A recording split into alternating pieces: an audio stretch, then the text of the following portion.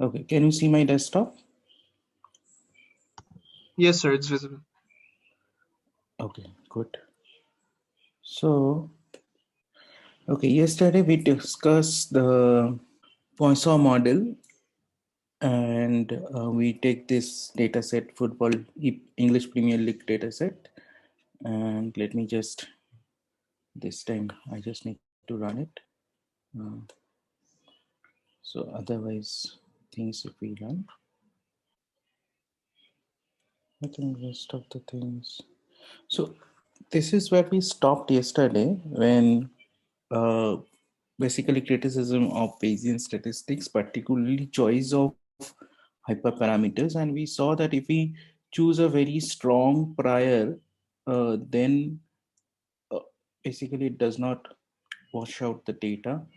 You need a lot of data to wash out the prior effect. And depending on what kind of problem, we realize that it's a more like a domain specific uh, hyperparameter we have to choose. So that means effectively if we just learn one model and we cannot just go ahead and put that in every problem that we have. Even if we want to apply a simple model, we have to talk to the domain expert and discuss whether it makes sense to apply that. And so it will depend on what kind of data you are working on. And as we discussed that, if you have a lot of, very strong choice of prior, like A equal to 1000, B equal to 1000, then it is a very strong choice of priors. And prior is between almost all the mass of probability mass is between 0.93 and 1.06. So it means basically we are saying we know for sure the value of lambda, the rate of goal by the home team, is somewhere between 0.93 and 1.06 with 95% confidence interval. It is too strong a prior actually. So, and as a result, our sample mean is near about 1.5. And still posterior confidence interval is between 1.08 and 1.19 or 1.2. So it is not deviating much from the prior, because the prior confidence interval tells us that the prior that we are considering is too strong a prior. Okay. So if you have very little data, of course, you can build a strong prior based on the expert's opinion. Um, but if you have reasonably moderate data, probably you'd like to choose a prior which is effectively very weak. I mean, almost no information contained about the parameter that you are interested in. Okay, so one approach of avoiding criticism is something called choose a objective prior. Because if you're choosing a particular value of the hyperparameters, say here in this case a equal to 1000, b equal to 1000, or a equal to 10, b equal to 10, whatever is your choice, it is a subjective choice. Sometimes it's ad hoc, sometimes you have some motivation, maybe scientific, maybe rational, maybe irrational. Some kind of motivation is there to choose this particular a and b. Now, to counter that criticism, one approach the Bayesian, many Bayesian uh, took, and I think their thinking process was to great extent is correct, because many of the time we get a data set size which is of sort of a moderate size, like and in that case you don't need much of a prior expert's opinion to model. If you have moderate to large data set, you don't really need to uh, you need you don't really need any expert's opinion to include in your data set, include your analysis. Rather, you just want a prior, which is some sort of weak prior, and you get a posterior and you do an analysis which is easily interpretable. One advantage of the Bayesian analysis is it is easily interpretable. So you want to take the advantage of Bayesian analysis, being it is very easily interpretable. And today's world, when we are going more and more complex data with complex model, interpretability is always a challenge. We often time we fit a black box model about which we have almost no understanding. We don't know why it works. Oftentimes, like deep neural network models which we use, this gives us a very good prediction, but we don't know why it works. Oftentimes, I mean, we do understand it does nonlinear modeling. Effectively, it is what is doing its nonlinear modeling, but we don't know that exactly how it works oftentimes. So, in that scenario, if you want a methodology, you want a statistical analysis which you can interpret to a large community very easily, will be very handy. So Bayesian data analysis comes into that very well, that when it comes to interpreting the data analysis in a scientific jargon, it becomes very straightforward. So you can take advantage of that. So one approach, as I said, that one approach is you um, compute some kind of objective prior, and within objective prior, class of objective prior, it's a class of priors, I can say. The one stream is called Jeffreys prior. Now, how to derive Jeffreys prior? For that, I need to introduce you to the concept of Fisher's information and sufficient statistics. So probably I will do in a later part, but for the time being, let us we know that for the Jeffreys prior, for the Poisson distribution, turns out to be very simple: 1 by square root of lambda.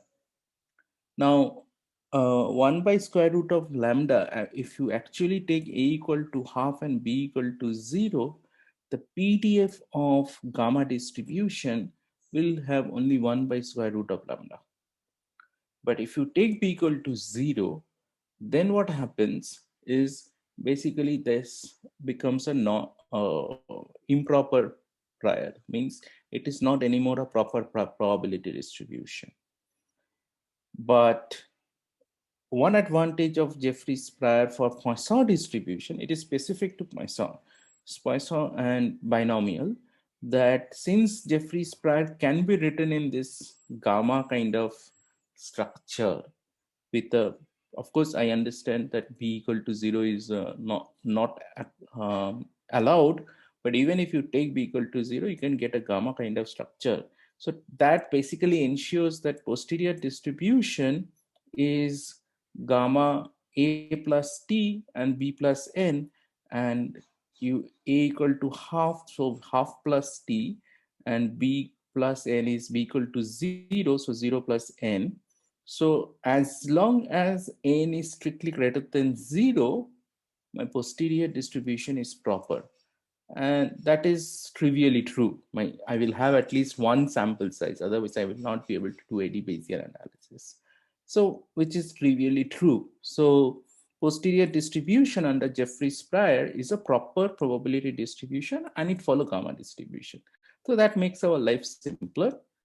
And you can say that, you can see that, by Bayesian 95% confidence interval turns out to be 1.39 and 1.64, which is, if we go up and look into with respect to the frequentist, this is 1.39 and 1.63. See, frequent is 95%.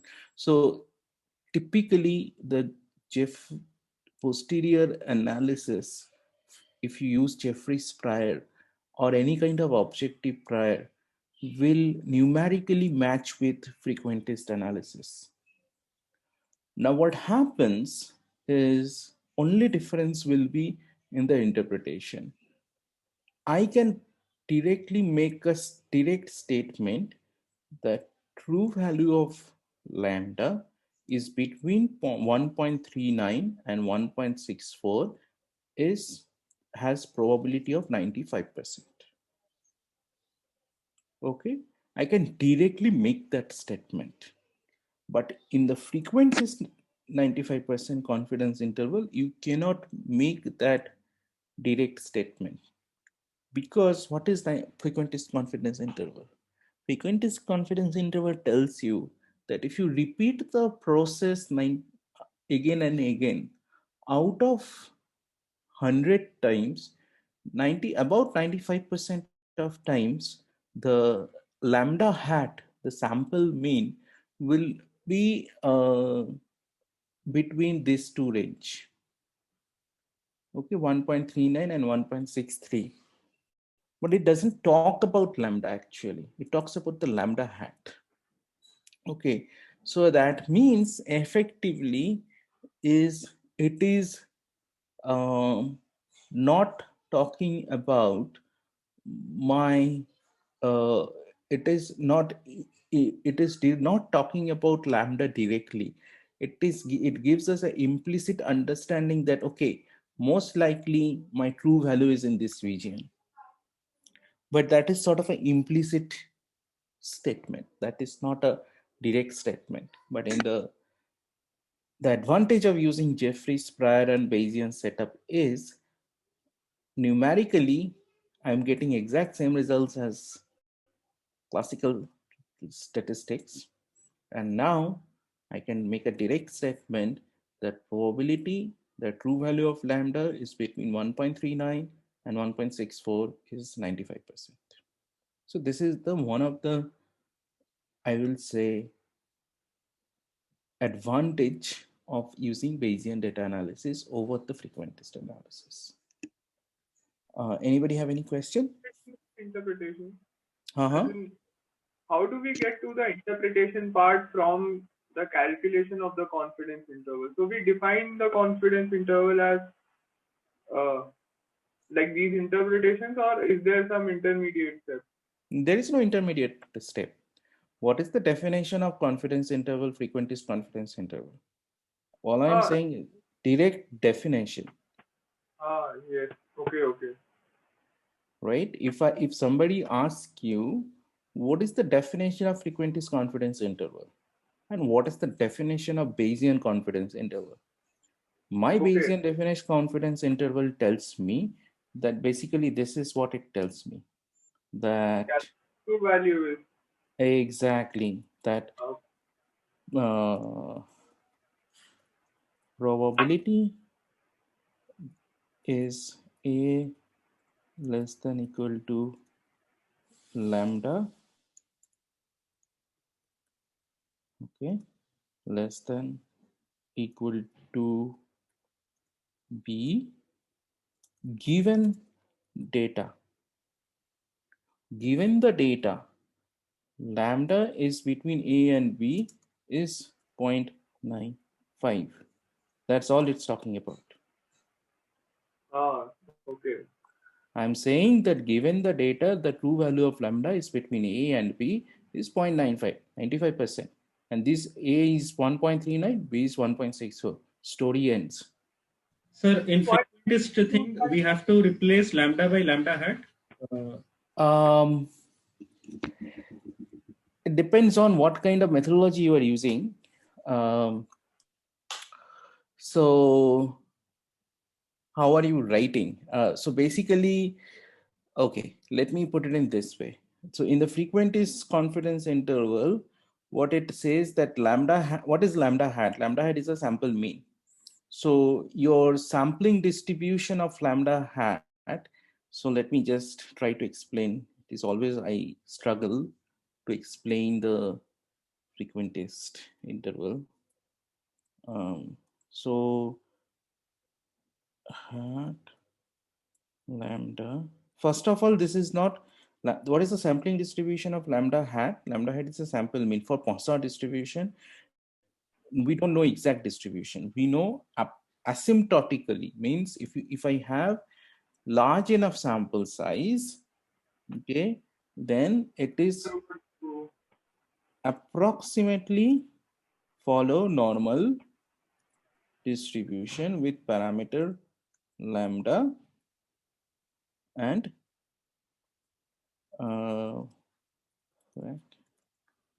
sigma square by n. So variance of Poisson will be lambda by n.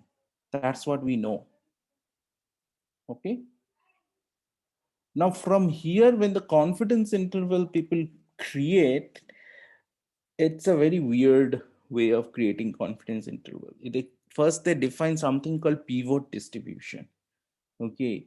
I'm not going into this entire statistical, how they derive this confidence interval. And then they say that, okay, so basically it's, yeah, I mean,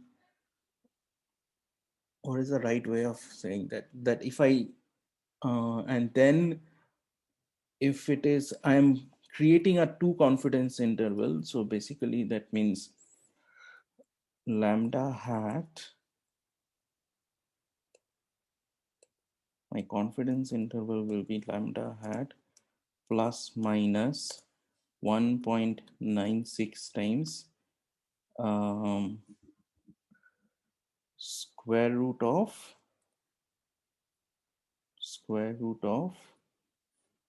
this lambda hat by n.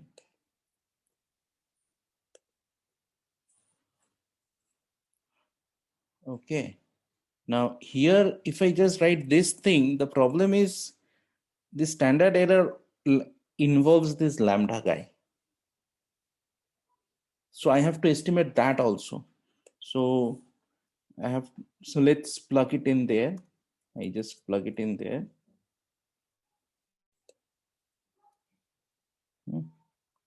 So this is my confidence interval. What it does gives me, it just only tells me that basically the sampling distribution lambda hat got two value. One is that from the sampling distribution of lambda hat, I'm getting two value.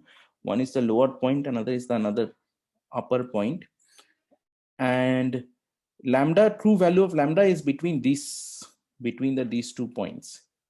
But what is the meaning of, so that means then again you have to tell what is the meaning of sampling distributions. So the sampling distribution is, if I keep repeating the experiment, then there is a 95% chance the true value of lambda will be between these two values,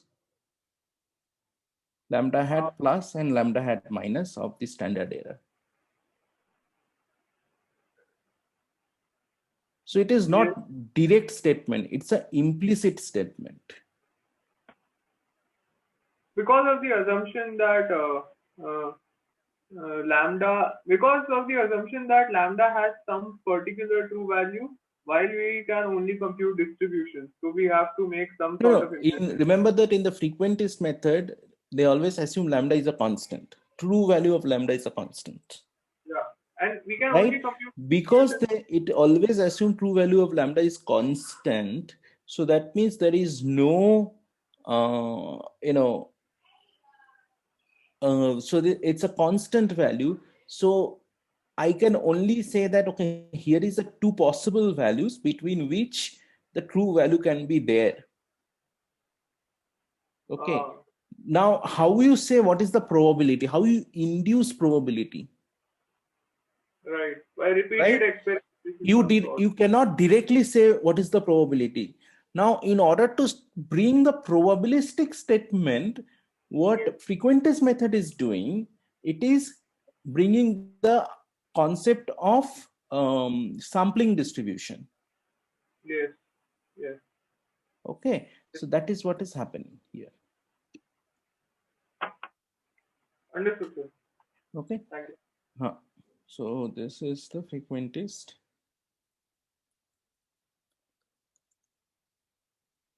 %95% CI. And this is the sampling distribution.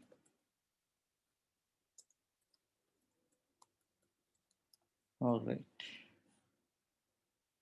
Okay. So this is the advantage that Bayesian methods actually enjoys, that interpretability. We can directly say such statement.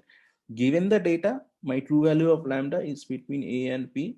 The probability is 95% or 1 minus alpha percent, whatever way you want to say. So this is one approach. This is Jeffrey's prior. The problem with the Jeffrey's prior is derivable only for some toy examples. For example, like Poisson binomial, maybe Gaussians. After that, it becomes a very difficult to deduce Jeffrey's prior. You have to mathematically you have to compute Jeffrey's prior, and that requires to compute a Fisher's information. And if your model has two parameters, then your Fisher information will become a 2-dimension 2 matrix. And then if it is a three parameters, then it will be a 3-dimension 3 by 3 dimension matrix, and then you have to take a determinant of that. So it becomes a very cumbersome procedure. And when in some later class, maybe in some Friday session, I will hold this special class on sufficient statistics, Fisher information, and statistical inference. That time you will see that computing Fisher information for complicated distribution could be a bit of a headache. So Fisher distributions, so the Jeffrey's prior is not easily available. But the concept of objective prior is to come up with a prior which does not induce any subjectivity. By the name you can understand, or about prior choices or ad hoc choices of the analyst. So two approach gradually become very popular. One is, if you have a location parameter, if you're working, whatever be the model, typically models are there are most of the models you can think of. There are two kind of parameters. One is the location kind of parameters, another is the scale parameters you can think of. Now what are the what I mean by location parameters? Basically parameters who support is real line. Okay, so weights of all the neural networks models, these are effectively the support of each of these weights could you can think of as a real line. Or a simple regression model, if you look into the regression coefficients, so the support of regression coefficient will be all real lines. Okay.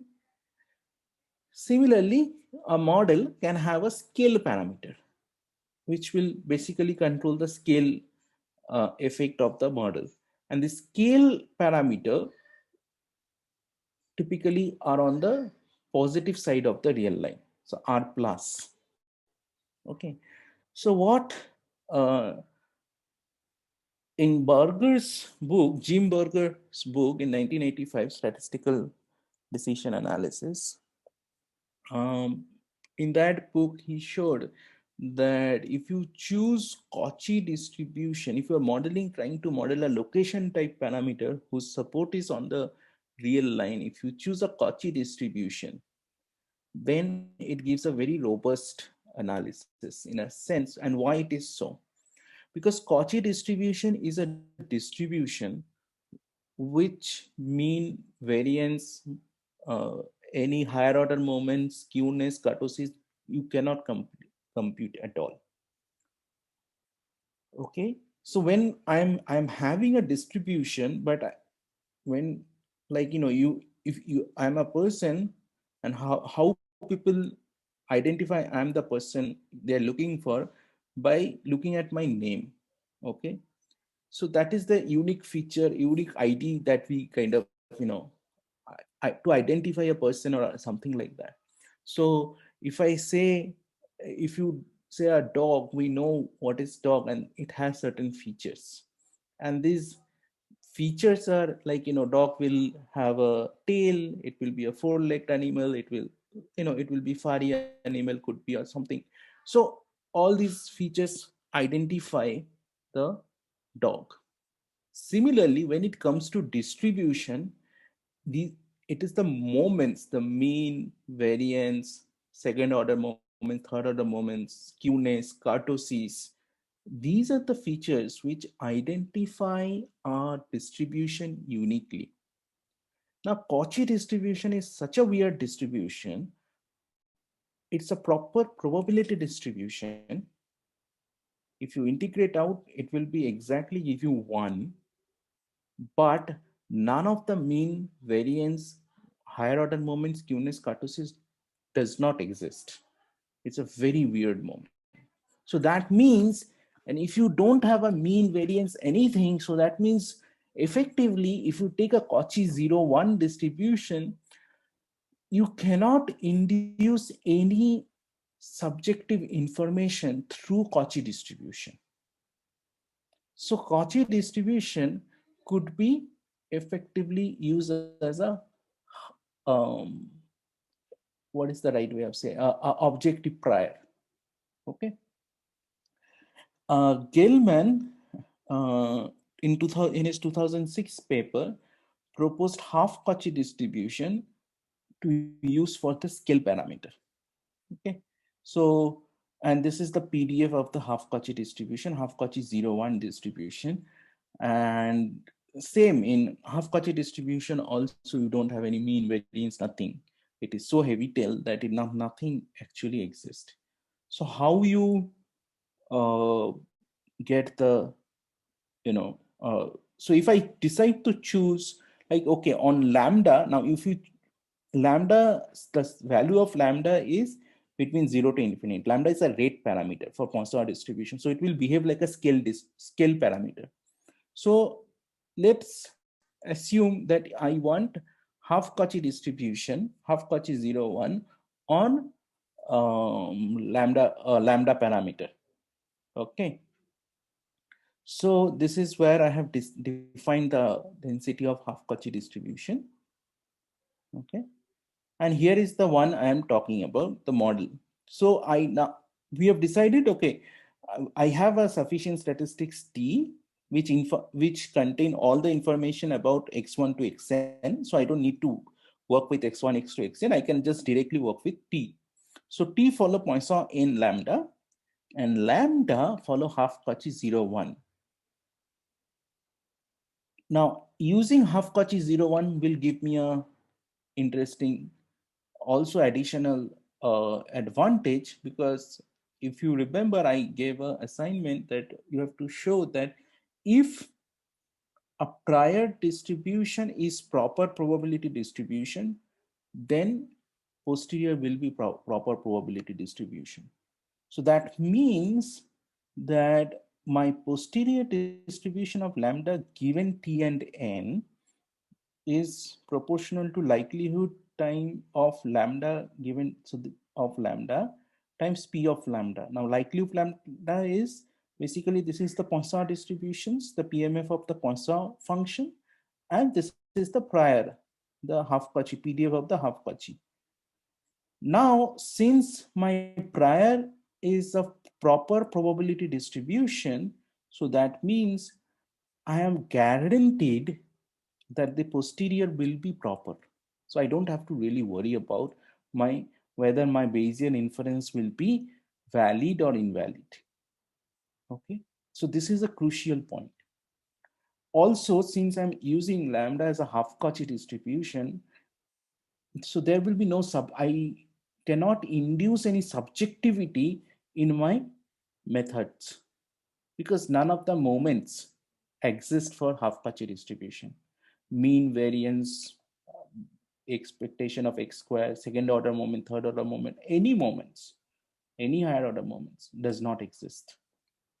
So I effectively I cannot induce any information in this lambda through the half Cauchy. Even if we can, it will be very difficult. I think we can maybe, but um, yeah, playing out with the location and scale parameter, but I think it will be very difficult. So now question is how just writing down the function, this is kernel effectively. This is, if I write down, this will not give me the full probability distribution of posterior distribution of lambda given t. So in order to get that, I have to integrate out. I'll get the constant, and then I have to divide this kernel by the constant. Then I will get the proper posterior distribution of lambda. Even if I get the proper posterior distribution of lambda, what do I do with this? Just getting the proper posterior distribution of lambda will not solve the problem. I have to compute either posterior mean or posterior median or posterior mode. Okay, so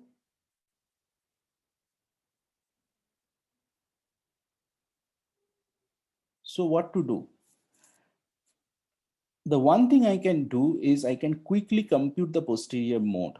Now denominator is a constant, so if I just maximize this guy, that will means that it will maximize this guy. So I will, if I can figure out at what value of lambda posterior distribution is optimum, that is good enough. So first thing, I have written a log likelihood function here, and then I'll written a log posterior distribution here, and then I just tasted it here that what is the log posterior value at an initial value of lambda. Okay, so it gives me -4.8. Now I want to maximize this. It's a one-dimensional optimization. In R, we have this function called optimize.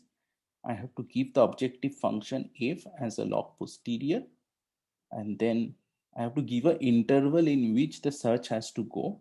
So I gave a 0 to 10.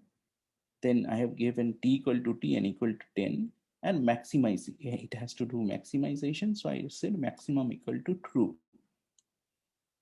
So it does that. So maximum is being found at 1.512, and objective function was maximized, and the value of the objective function at the max 1.512 was -5.7. So I got the posterior mode is 1.512.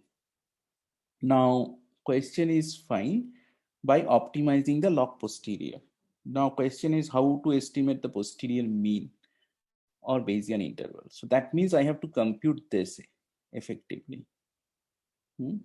But we don't know P posterior distribution of lambda given D fully. We know up to its kernel. We know this is the kernel of the density. We don't know the normalizing constant of the density. So this is the first block that we are getting. What is the Bayesian interval? The Bayesian interval is probability of A less than equal to lambda less than equal to B given D is 0.95. So I can write it as integration A to B P lambda given D D lambda 0.95. So Bayesian interval is also solving a integration problem. So posterior mean is also solving an integration problem. Bayesian interval is also solving an integration problem. So it turns out except finding posterior mode is an optimization problem, but any other inference that we want to do is effectively a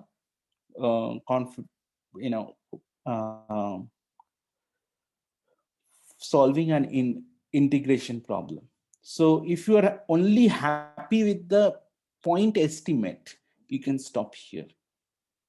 Okay, but if you are interested in further of finding the standard error or the margin of error, and then you want to figure out what is the confidence interval, then you have to resort to this solving these integration problems.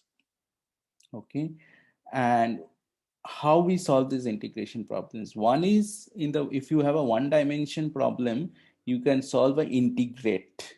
There is a function in R or any Python, any function, typical standard method. You will have some function called integrate, which uses basically numerical analysis methods or algorithms to estimate to integrate numerically to solve an integration problem.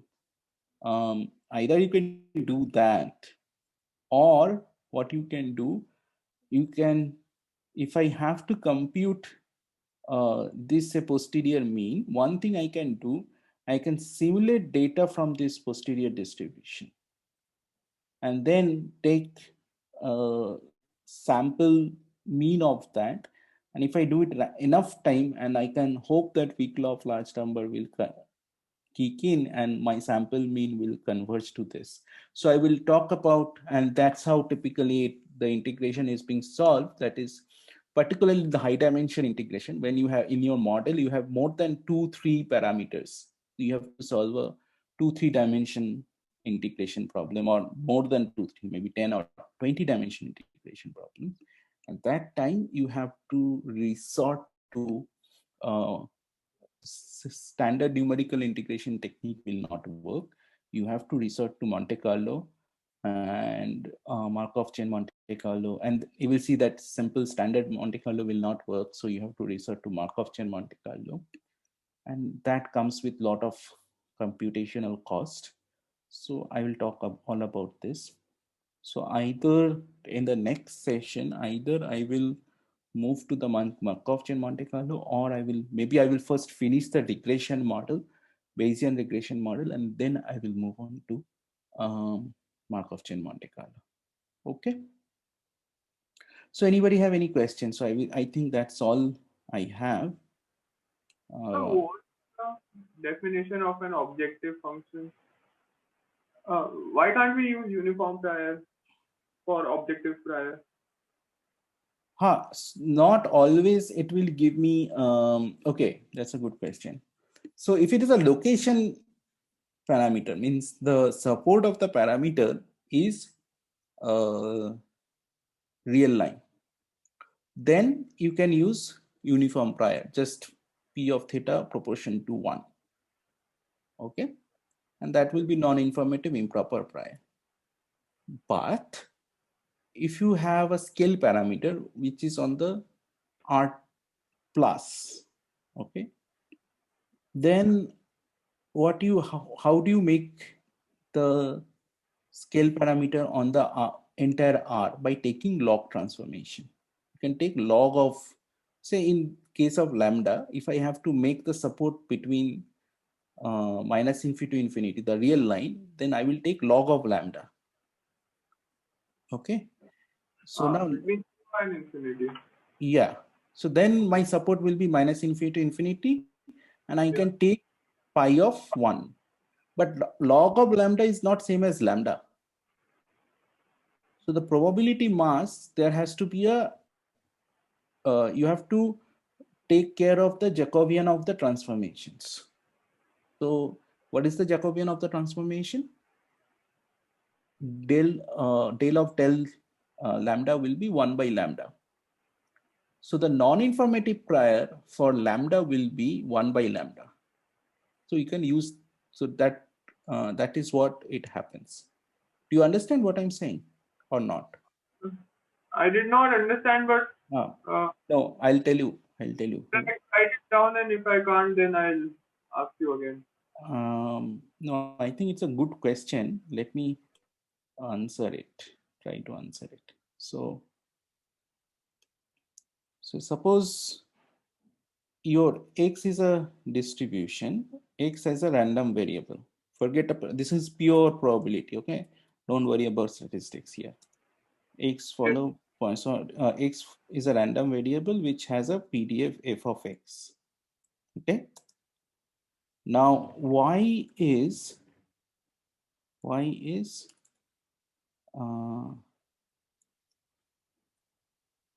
g of x. Okay. What is the distribution of y? How you find the PDF of y? by putting in the by through the CDF of X. So So first of all, you will try to write it in this way. in form of X and then G dash G inverse of Y, yeah. and then you will calculate the Jacobian, Right. When you write the CDF. correct? Yeah. So Jacobian of X to Y, which is basically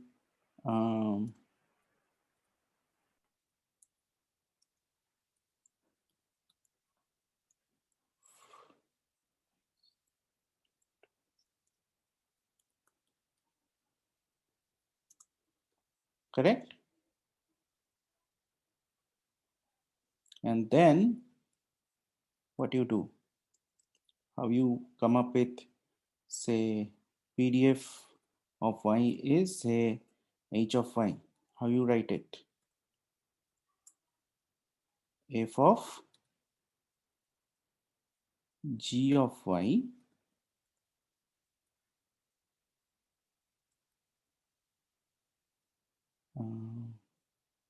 G dash of Y actually, and then because of the transformation you have this, you have to put this Jacobian of transformation, correct? Yeah. Understood, sir. So now so that is, now I'm looking for a prior. Okay, I do know P of theta is prop to 1 if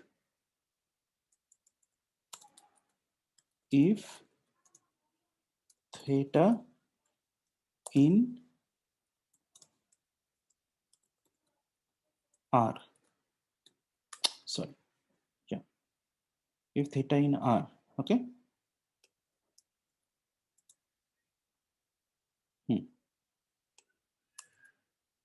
This is fine.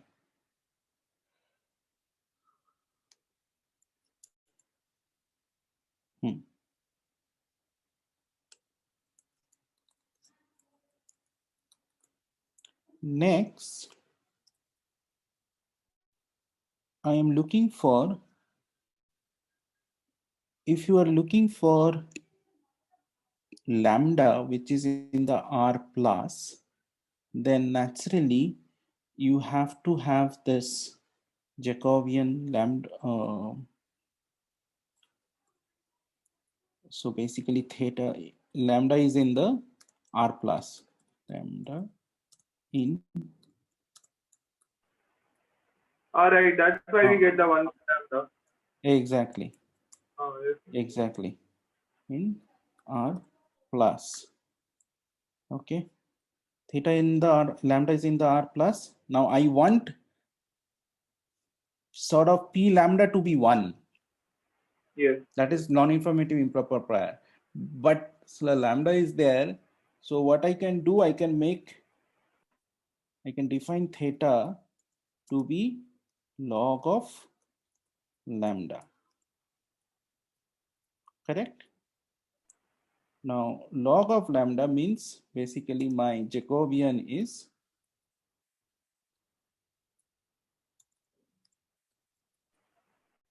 1 by lambda. 1 by lambda. Correct?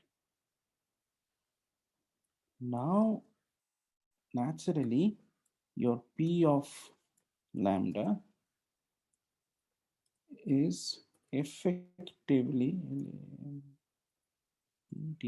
lambda is proportional to your Jacobian, which is 1 times Jacobian effectively, but yes. 1 by lambda. So that is why for scale parameter non-informative LAMB DA. For the, now if for Poisson distribution, you can actually choose gamma, this P of lambda is you can actually, if you take gamma A equal to 1 and B equal to 0. Now you take a PDF of a gamma distribution, you plug B equal to 0, gamma equal, and A equal to 1. The PDF will turn out to be 1 by lambda. Ah, okay. Now gamma 1 0, B cannot, B and A has to be strictly greater than 0. Now you have taken B equal to 0. So that means it is a not proper probability distribution. Correct. So that means 1 by lambda for Poisson distribution is or a gamma 1 0 is not a proper probability distribution. But now but at least it has the conjugate shape. So your under non-informative improper non-informative improper probability prior distribution, your gamma will be, your posterior will be A plus T comma B plus N, and so it will be 0. Effectively behaves like a Jeffreys prior. Yeah, like we saw in exactly. 1 by 2. So in Jeffreys prior, it turns out to be A equal to half, B equal to 0. In non-informative improper prior, it turns out to be A equal to 1, B equal to 0. Yes. Because it is 1 by lambda, turning out to be 1 by lambda Jacobian, and in Jeffreys prior, it is 1 by square root of lambda. So that's why this half is coming. Okay. Yes. So this is where it is working out. So I already have shared this link with this notebook on the Moodle. You guys go ahead and check it out. And if you have any questions, doubt, let me know. Okay. Yeah, so we seem to have like several candidates for objective priors. Correct. How does that, I mean, if you have several objective facts, that again gives you like a choice dependence or whatever. Correct. I agree. So technically, you will see this, numerically, these results will not be very different. If you have a proper objective prior, this kind of objective prior, you will see that posterior mode Bayesian confidence interval from Jeffreys prior, non-informative improper prior, and say Cauchy prior, all these choices will give you almost same numerical results. They will not match. And there was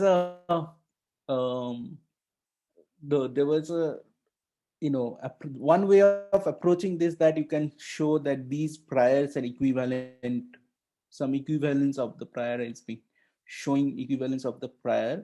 Or another way of showing is people have tried to show analytically, or try to prove the posterior that you are getting from the maybe some kind of scale divergence, or you can try to show the posterior of lambda under Jeffreys prior and the posterior of lambda, or the parameter under non-informative improper prior and posterior of lambda under Cauchy prior, okay, or half Cauchy prior.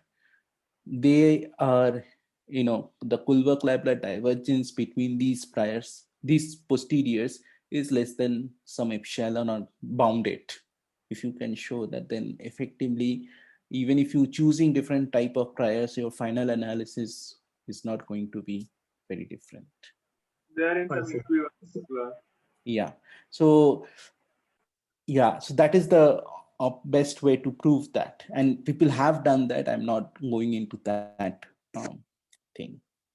Yeah, so that's very encouraging, that kind of robustness. I'm also wondering about, so you talked about the Cauchy distribution. Correct. So we can probably also do a similar sensitivity analysis of the parameters of the Cauchy distribution. Yes, right? yes. Sensitivity analysis is another thing that I'm going to come into, but not today, maybe in some later lecture. That is going to be a very important issue in Bayesian analysis. Yeah, tell me. So the question I guess I have is, I'm not very familiar with the Cauchy distribution, but I think when you do Cauchy 0, 1, you're essentially saying that the mode of the distribution occurs at 0, right? At 0, yes. So that yes. so that seems to bake in a little bit of information, I guess. Yeah. Yes. But ultimately, if it doesn't matter, then maybe I don't need to bother a lot. Yeah, because it behaves like objective prior because it's a too heavy a tell. Mean variance moments does not really exist. So even if it has bit of a bump at the 0 or whatever the location parameter is there, it will not probably it will not. Yes, it is. It has a bit of a information in terms of location parameter and scale parameter. So location is 0, scale is 1.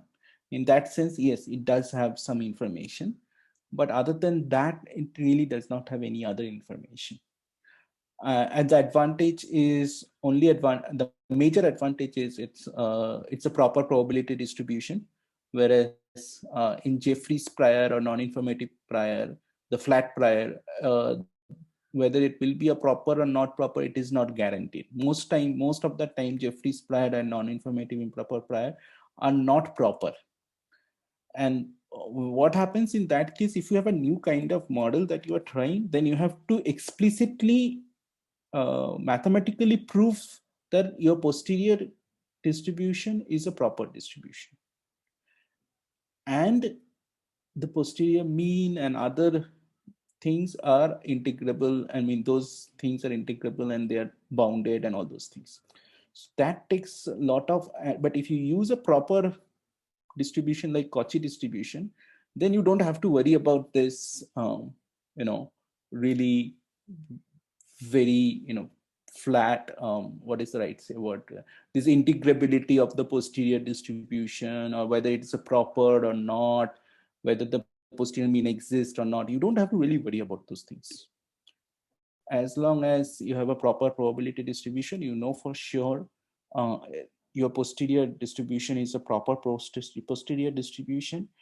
If you have a proper posterior distribution, at least your median does exist, and you can figure out what is the 95% confidence interval by choosing 2.5 percentile point and 97.5 percentile point. So you can give a confidence interval which gives you a sense of margin of error, and median will give you where the expected value to be. So that's the advantage you can enjoy by using Cauchy distribution as for location or half Cauchy for scale. Yeah, thank you. So I have one more question, but if someone else wants to ask first, I'll let them go ahead.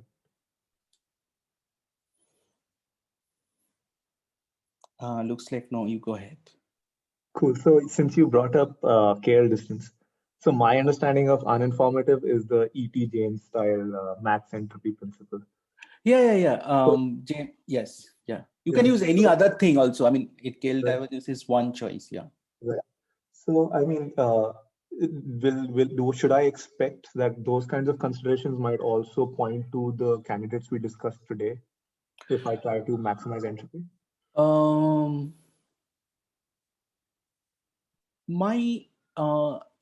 So can you repeat your question? I think I have not got it. So we discussed three different objective possible priors. Correct. And I guess, like you mentioned, Jeffreys prior has connections to Fisher information, right? Of minimizing the information. Correct. My understanding is not, so I don't really know what Fisher information exactly is, but I'm familiar with the standard information theory paradigm that James worked on, right? Correct. So you tend to use a distribution that maximizes the entropy. Yes. So I'm wondering if I do something like that, I might end up at something similar to the things we discussed. You can create you can develop a new kind of prior, and then it will be fun to check what are the properties of that prior. Absolutely.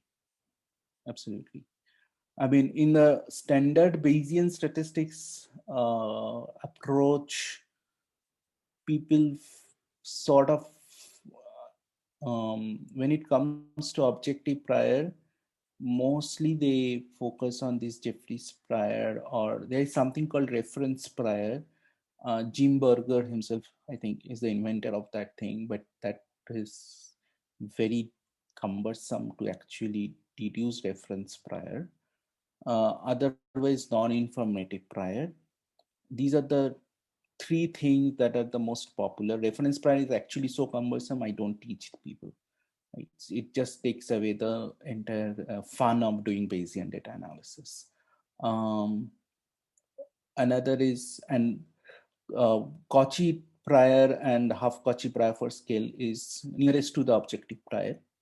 So I mostly confine between these priors. But I agree that that will be a pretty cool stuff if you use, say, Shannon entropy of a distribution and come up with uh, a new prior distribution as an alternative, and check, and we can check the properties of those distributions. That will be really cool stuff. Yeah. We can discuss it separately, or maybe out of this class. Yeah. The time. Yeah.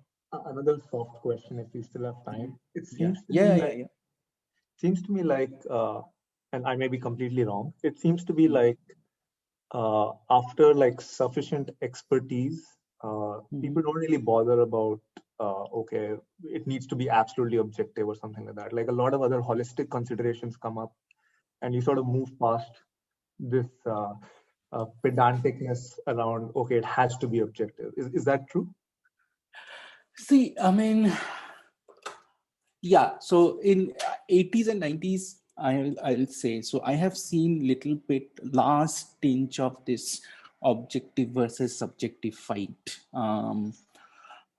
when I was a PhD student.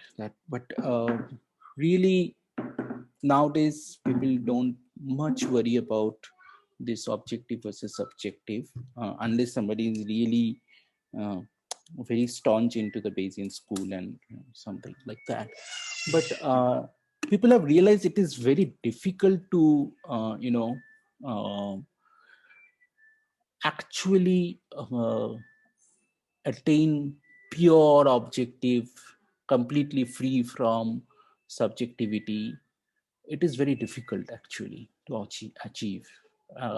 Some kind of information will always be, getting. I'll tell you one example. Let's say sample proportion. Okay. Sample proportion for binomial distribution or Bernoulli distribution. What is the flat prior? Flat prior will be simple uniform 0, 1. Now, what is the variance of that? I think 1 by 12. Correct. Now, Jeffrey's prior for sample proportion turns out to be beta half-half, which has even higher distribution. Now, does it mean that Jeffrey's prior, higher variance than the flat prior? Does it mean Jeffrey's prior is weaker than uniform 0, 1? But if you look into the beta half-half, it will be like top shape, okay, like a U basically. And I will show you sometimes maybe. Or then the question is, which is the right one? Which has the less information? Does uniform 0, 1 has a less information because it's a uniform? It's a flat. I'm not worrying. I'm not giving anything. Or does it has the one which has a higher variance that is better? But so it's really, I mean, no information is also an information. I mean, so that is another way of looking at it. So yeah, achieving real sense objectivity is very difficult. What we can say that, okay, we can reduce our we can try to make the choice of our priors in such a way so that the final analysis, final posterior distribution, it will be always slightly different between my choice and your choice. But after a while, my posterior distribution and your posterior distribution should be approximately close to each other, so that we have some sense of conformity in the final analysis on looking purely based on the data. So that is now, I think, the consensus view of most of the Bayesian statistics. Yeah, thanks. That gives me much to think about. I guess one other way to phrase my question would have been, so if I'm looking at like a genuinely new data science problem and I'm writing a paper, how much like do you spend more than a paragraph justifying your priors, or does it have to be lengthy? How much is understood like, okay, this ye to subjective That, hota hai, so don't bother. yeah, that really depends on which journal you're sending your paper. If you are sending your paper to a more like an interdisciplinary journal, then I would not bother about much about the choice of prior and all these things. And I would say that, okay, from this textbook, it suggests this prior is okay and we are choosing it. Fine, done. If I'm writing it for more applied statistics journal, then I would try to give the justification for choice of prior from an application point of view or the domain point of view. But if I'm trying to write the model, write the paper for more methodology or mathematical statistics kind of journal, then I will try to provide the justification from more mathematical, rigorous, robust point of view. So that will, at that time, probably I would I will try to use as much justification as possible. Not even if I would not mind even spending 2 pages on providing my justification of choosing that prior and why that is correct. If depending on if it is on the prior, I mean, depending on what kind of problems I'm working on. But yes, if you're doing Bayesian data analysis, keeping an eye on the prior and looking at the doing the sensitivity analysis of the posterior, in the sense that different choices of prior should give you a posterior which sort of approximately equal. Okay, now how you say these posteriors are equal or approximately similar, that is always you have different kind of techniques that we can use, but that conformity is important. Yeah, I think that is what I will try. Yeah, that makes a lot of sense. Thank you. Yeah. I guess we develop this kind of maturity along the way. Yeah. I mean, I will try to give you those more important, touching points in the process. Yeah. Any more question? If not, let's stop here today. Thank you all for